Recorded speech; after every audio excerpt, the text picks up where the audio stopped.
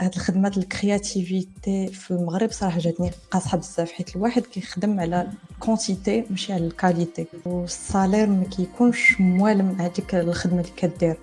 المهم فاش كتبقى غادي شوية كتعيا من ديك لا جيستيون وكتعيا من داك السيستيم تاع السالاريال. في وقت بغيت ندير شي بيزنس ديالي ولكن صراحة ما تاحتليش الفرصة وما عندي حتى شي فكرة. فاش تحت على الكونتوني ديالكم قلت يمكن هذه فرصة، خاصة إلا كان عندي شي مانتور شي واحد اللي عنده اون اكسبيريونس وعنده نوليدج، يعني وما كتعرف كيفاش تقيدها، كتعرف كيفاش تعرف المارشي، يعني حتى دوك لي فيرست ستيب ديالك كديرهم ما كتخسرش بزاف. يا اوف كورس ميدامينتال، لان كيوقع لك التشتت، كيوقع لك الشك، وهذه كتوقع لاي واحد. وباش تغلب عليها خصك واحد اللعبه تبقى ديرها بزاف ديال المرات، يعني بزاف ديال الامور كاينه. وحنا هنايا ديفلوبين الحمد لله دي سيستيم اللي غادي كومبايني هادشي اللي عندك.